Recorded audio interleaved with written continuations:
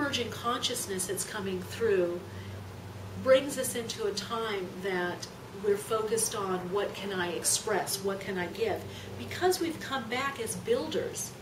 So when you're a builder, you can't worry about consumption. Now, mind you, there may be consuming, and you're going to see this. People will buy, like this little camera that's doing this little video. People will buy tools that help them create more, that help them self-express more. You're going to see a lot more technological tools, a lot more how-to books, a lot more how-to videos, a lot more, this is what I did and this is how I did it, videos, MP3, uploads, ebooks, and other forms of that, even multimedia forms of that.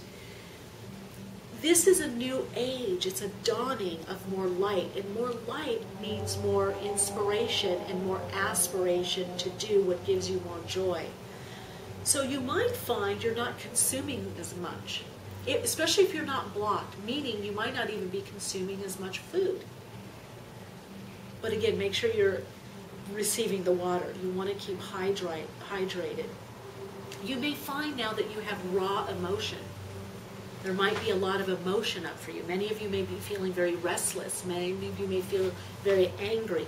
Many of you may feel like there's a heavy weight or something's holding you back. These are manifestations of the new energies that are on the planet, and it's the way that your body-mind is orientated will depend on how you manage these energies and how you do with these energies. For some, it may be more movement. For some, it may be going more within. But definitely, I would say the new energies that are now on the planet have to do with an overall restlessness. For some, it can be anxiety. Part of it is because we are receiving more energy than we've ever have. And what do we do with it? Think back, even in the turn of the century, when farming really came in, people had to work from sun up to sundown, and they had a lot of energy. We became in this society a consciousness of convenience, and so we really weren't doing a lot. We're in our cars, so we're not walking a lot. We're not expending a lot of energy. So for a while, we really weren't receiving a lot of energy, a lot of source energy. We were working off more of our ego template, or the energy of the physical body, which is finite. Now what's happening as the upper energy centers are more engaged with more people, especially even getting more and more into the mainstream, what's happening is you're now receiving more universal energy and more source energy, and you're not operating off of the finite energy of the physical body as much.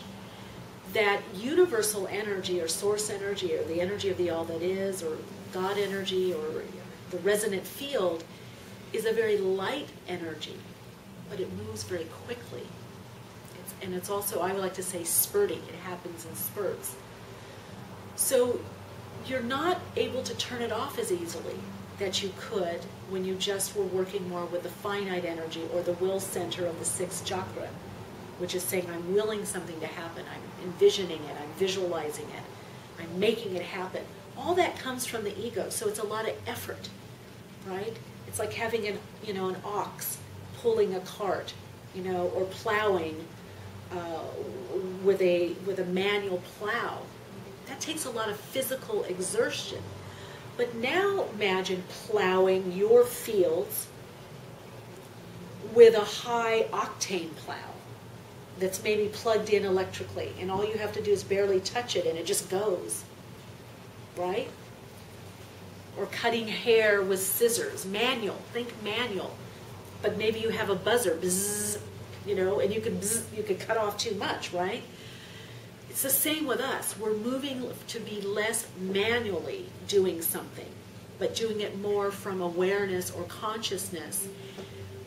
Which brings me to a point, our technology is referencing this or reflecting this, because we're now able to do things through technology that we have less effort, less effort from the physical body, and actually even less effort from the emotional body.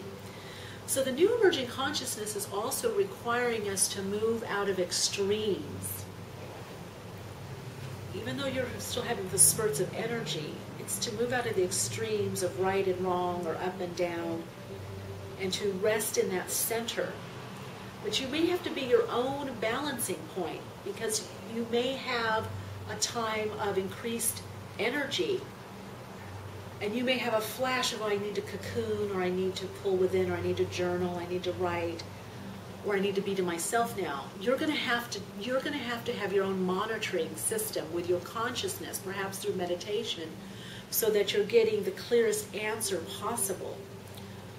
Or perhaps you've been withdrawing a lot from people. You've been cocooning, but there's a feeling coming up. This is the difference. There's a feeling, and you'll feel it pulling you outward. The subtle energy will move you outward. And you need to have the ego personality respond to that. So if you're feeling that pull to move outward, it's a gentle nudge, you need to follow that. If you're feeling that pull or that gentle nudge to go within, you need to follow that. So part of what I'm saying is your messages may not come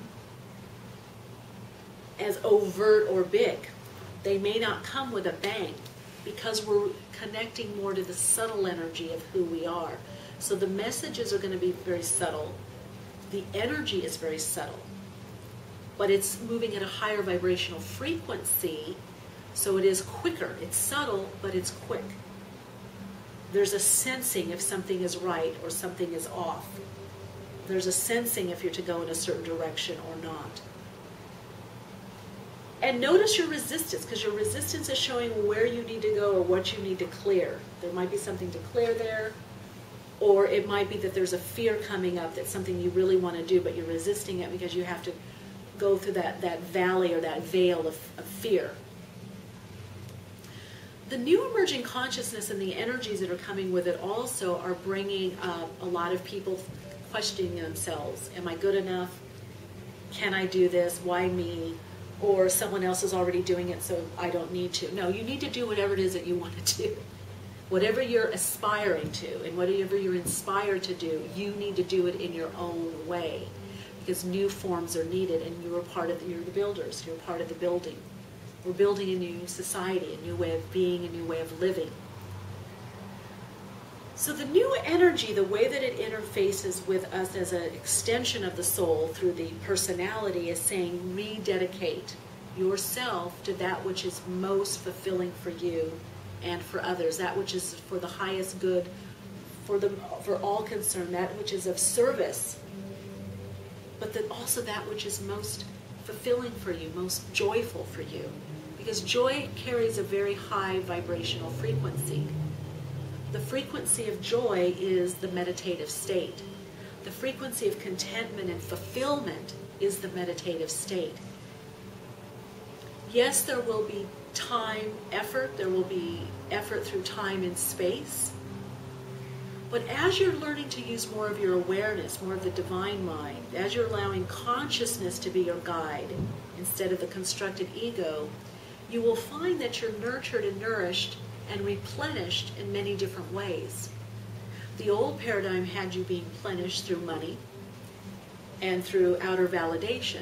That will still be here, but you will be replenished in ways that feed the soul, which is self-fulfillment.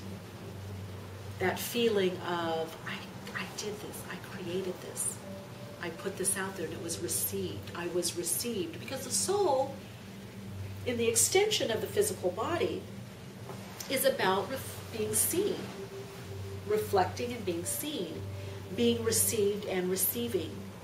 So when you create your creations, when you allow your voice to be heard, whether your voice is coming through a company, whether it's coming through being an artist, an actor, a secretary, a photographer, a designer, a speaker, whether your voice is coming through being a mother, a student, whatever your voice is coming through, your creative expression, your self-expression, wants to be received.